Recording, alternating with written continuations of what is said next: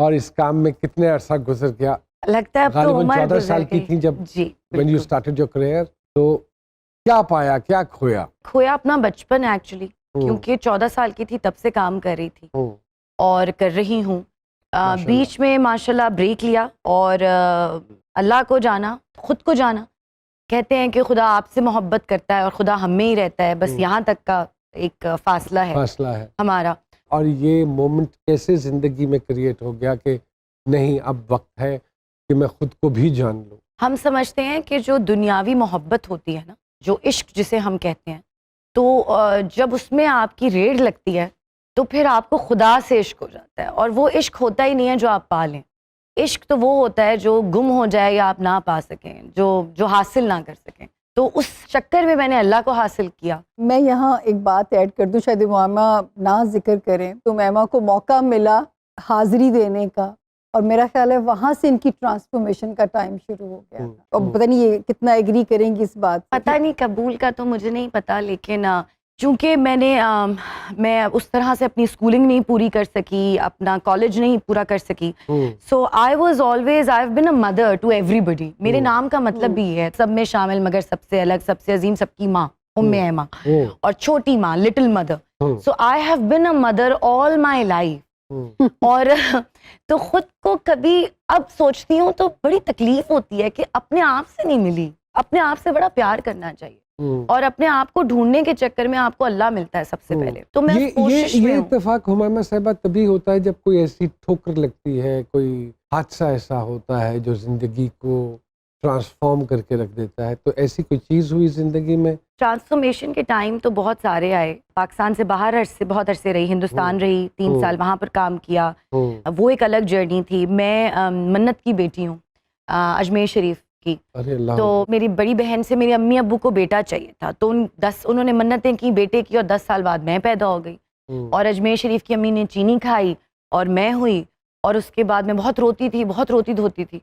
तो फिर से जिन फजीला काजी जो हैं, हमारी एक एक्ट्रेस है, वो हमारे साथ वाले घर में रहती थी, तो उनकी अम्मी ने फिर से मेरी अम्मी को चीनी ला के दी कि इस बच्ची को ये खिला दो, लेकिन ये इसके ऊपर कर्ज है, इसने ये जाकर वापस खुद से उतारना होगा जब ये बड़ी हो जाएगी। इत्तेफाक ऐसे हुआ कि संजय दत्त के साथ फिल्म मिली, और अजमेर शरीफ में ही शूट हुई, जयपुर में। अरे वाह वाह। और जाते साथ हिंदुस्तान गई तो सबसे पहले मैंने जो है निज़ामुद्दीन औलिया और अमीर खुसरो, फिर पिया हाजी अली, फिर अजमेर बाबा। वाह वाह। तो वहाँ पर जाकर सबकी ज़ियारत की, और वहाँ से मेरा एक सक्सेस का एक पीरियड शुरू हुआ। उससे पहले भी था, जाहिर है बोल वॉज माई बिगेस्ट थिंग। मुझे लगता है कि जो शोएब साहब ने मेरे लिए किया तो पैदा किया, और वैसे ही चीखती हूँ मैं। तो एक्चुअली तो घर में ये डायलॉग बोला आपने कभी? अरे मैं बहुत डायलॉग्स बोलती हूँ, ये मैं वाला बहुत डायलॉग, फिल्मी हूँ। जब पाल नहीं सकते तो पैदा क्यों करते, क्या है वो? हाँ, और अम्मी कहती है जब सोना ही था तो पैदा क्यों ही थी। और उसके बाद जो है वो, तो मैंने ये सारा जो टाइम पीरियड है ना, ये मेरा सारा ऐसे से गुजर गया, पता भी नहीं चला। खुद मुझे पढ़ने का शौक था और मैं फला यूनिवर्सिटी जाके पढ़ूंगी, वो तो नहीं हुआ, लेकिन अब जाके वहाँ लेक्चर्स देती हूँ, देखती हूँ कि अल्लाह ने इतनी इज्जत दे दी यार। मैं खड़ी होती हूँ, वही बच्चे बच्चियाँ, लड़के लड़कियाँ मुझे देख रहे होते हैं, मुझे अप्रिशिएट कर रहे होते हैं। तो अल्लाह ताला हर किसी को नवाज देता है, किसी को किस तरह, किसी मैं को तो किस अक्सर तरह। कहता हूँ ना, रूड़ी जड़ी है ना जी, रूड़ी दी भी सुनी जाती। वाह वाह। एक मौका मेरा रब है ना गफूर रहीम है, अपॉर्चुनिटी सब नु देंदा। तो बात हो रही थी जर्नी की, ट्रांसफॉर्मेशन की। मैं पूछ रहा था कि क्या ऐसी ठेस लगी, लेकिन आपने कहा कि बहुत सारी चीज़ें ज़िंदगी में इंसान की ऐसी हो जाती हैं। तो उसमें वो ये था कि एक जब हम नए कपड़े खरीदते हैं तो हमें कितने अच्छे लगते हैं। जैसे मैंने अगर ये जोड़ा भी पहना है तो कितनी इसमें शाइन है, सब कुछ है। ये मैं जाऊंगी, उतारूंगी, इसको फेंक दूंगी, फिर इसको जब दोबारा पहनना होगा तो मैं इसको धोऊंगी, सफ़ेद होगा तो उसमें नील भी थोड़ा सा डालूंगी, फिर उस पे कलफ भी लगेगा, कॉटन होगा तो फिर वो कलफ में वो जाएगा, फिर उसको चक्कर के ऐसे, हाँ, उसको ऐसे करके झाड़ूंगी, उसको फिर तपती हुई धूप में लटका दूंगी, फिर वो धूप से थोड़ा सा जलेगा, फिर उसके ऊपर इस्त्री मारूंगी, फिर इस्त्री जाएगी। तो इसी तरह से हमारी धुलाई हुई है, और वो सारी धुलाई जो है वो ये है। आप ये देखें कि सरकार ने जो सौती असरात है वो कितने ज़्यादा, जो इफेक्ट्स निकलने थे, इतनी ऑब्जर्वेशन, ये पूरा कमर्शियल बयान किया। ट्रू एक्टर की ये पहचान है कि उसकी ऑब्जर्वेशन है। हमें उस माहौल में ले गई बाकायदा। बिल्कुल। इतनी पॉजिटिव अप्रोच और इतनी पॉजिटिव थिंकिंग, लेकिन क्यों फिर एक आपके बारे में हवा है नेगेटिविटी की? पता नहीं, जो मुनाफिक होता है उसके साथ सारी दुनिया होती है और उससे सब खुश होते हैं। तो मौला अली का कॉल है। मैं जो हूँ मैं ऐसी हूँ, लेकिन क्योंकि मैंने काम बहुत जल्दी शुरू कर दिया था और उस जमाने में सोशल मीडिया नहीं होता था, बच्ची थी, जाहिर है 14 साल की उम्र में इतनी फेम, इतनी सक्सेस आई एक बैंग के साथ, फौरन सारा कुछ वो हो गया।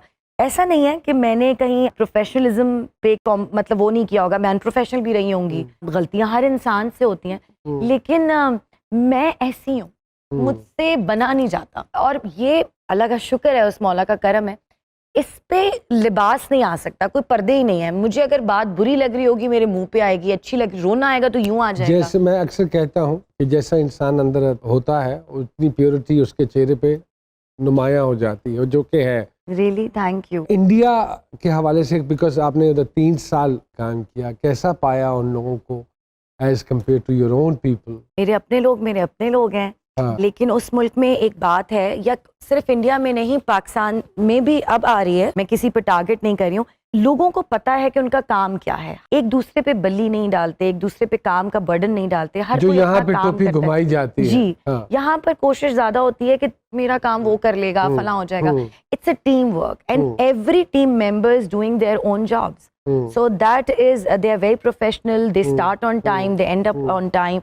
उसके अलावा हमारे पास बहुत अच्छे अदाकार हैं, हमारे पास कंपोजर्स, सिंगर्स, राइटर्स, माशाल्लाह हम टैलेंट से भरे हुए हैं, लेकिन उनके पास वसाइल ज्यादा है। उमैमा जी, लोगों ने बड़ा कहा है इमरान हाशमी के साथ आपने फिल्म की, लोगों को बड़ा पता नहीं क्या शोर हुआ था कि यार उसके साथ तो कैसा एक्सपीरियंस रहा उनके साथ? मुझे तो बहुत अच्छा, मेरा आज भी वो बहुत अच्छा दोस्त है, एक बहुत प्यारा इंसान है। हमारे यहाँ एक डिफरेंट तरीके से काम होता है, जब हिंदुस्तान जाके काम करते हैं उनका तरीका कार और सारा पैराफर्नेलिया डिफरेंट है। तो आप ये नहीं समझती कि 2 कश्तियों में सवार हो जाता है इंसान? अच्छा।